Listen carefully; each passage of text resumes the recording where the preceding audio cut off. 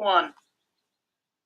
Hello class, welcome to our flipped classroom. Today we're going to be learning about the early explorers. Now you guys should have gotten some questions to kind of answer at the end of the presentation because those questions are going to be used for our Socratic Seminar Bingo game tomorrow. So make sure that you're jotting down some notes or make sure that you're putting question marks next to things that you just really didn't understand, and we'll make sure to go over those tomorrow in class.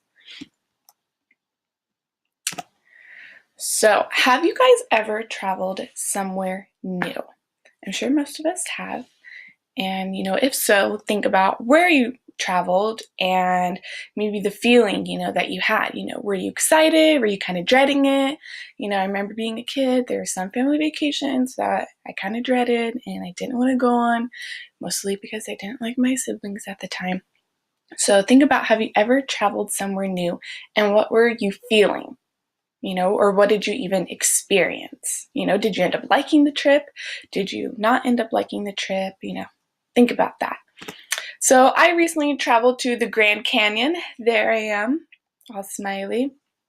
It was really beautiful there, especially if you know the history behind it, which we'll delve a little bit more into next class session. There it is again. And I was super excited to go to the Grand Canyon because I had never been there before. And it was fun because I really like hiking and I like going outdoors. But I was kind of nervous because it was a little out of my comfort zone, especially this idea of camping, because I camped there. And the last time I had been camping was when I was a little kid with my parents. So the idea of roughing it in the outdoors kind of scared me.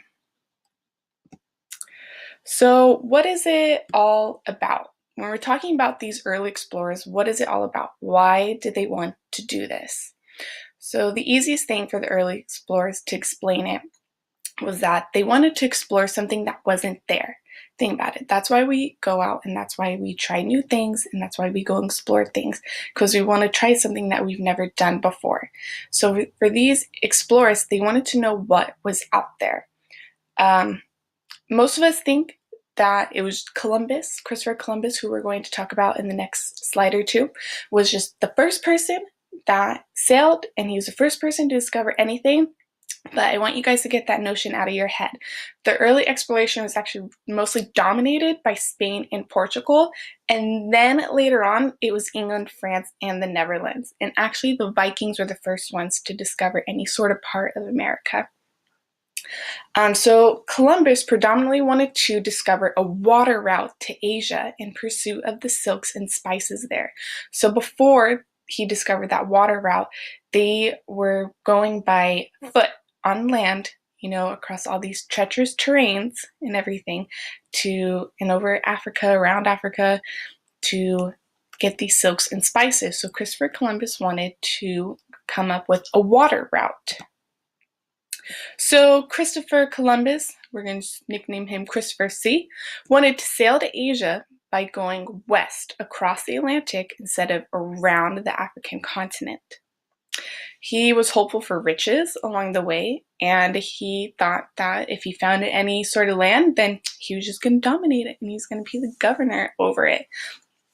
But I think that we all know that his math navigation was just a little bit off though, right? Haven't you guys ever done a math problem and you were so close to the answer, you just missed one little step?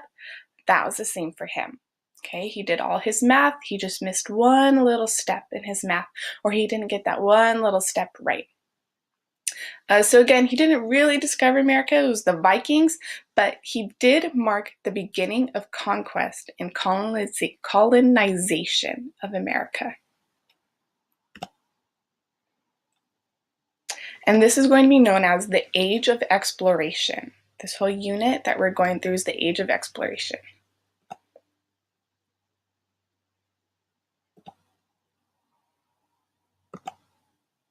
Now, let's talk about some of the hardships that you think that they might have been facing, because I think we all know that when we're going on a road trip, you have to stop for things like gas, or someone gets hungry, or someone has to go to the bathroom, and those are kind of little things that you have to do along the way.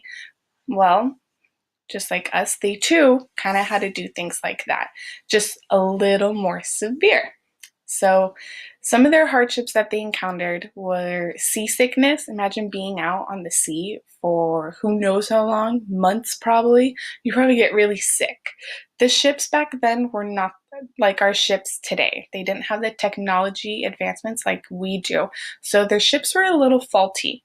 And the ships were also unclean and unsanitary. And we know that when things get unclean and unsanitary, that's how we get sick. And then that's how diseases can spread. So there's a spread of diseases. And if you think about it, it was probably mentally draining too. Because if you're out on the sea for so long and maybe you don't, maybe you have someone with you, maybe you don't have someone with you, then that can be mentally draining, right? It kind of hurts your head a little bit. So Columbus and other explorers, they're after the 3 G's, is what we're going to call them: gold, glory, and God. They're after gold because with new land, especially in North America here, it came new plants and food that sold for a lot of money. And so if they took those plants and they took those new foods back to their home, then they're going to sell for a lot of money. Another one is glory. It was for fame and recognition of finding a new land, right? When we do something good or when we're excited about something, right, we kind of want someone to acknowledge it. So that was the same for him, for Christopher Columbus and other explorers. When he found that land, he wanted that recognition for it. And it was also for God. They wanted to spread religion to these natives that they encountered and any other people. So the natives is once on the new land, they discovered new people, which were Native Americans. And they began an exchange of plants, animals, and ideas. But the thing that we need to know is that relationships go well when they are mutually beneficial. Okay? Because how exhausting is it if you're constantly doing something for a friend, but they're not really doing anything back, right? So you want to make sure. So they had to make sure that the relationships were mutually beneficial. So after a while, there's confusion and conflict over their trades between the natives and Christopher Columbus and his people. There's confusions. The natives, they couldn't keep up with the trade of the explorers, which led into other differences between genders, which we'll delve into tomorrow in class a little bit. And the explorers continually were claiming their land, and the ideas started to differ.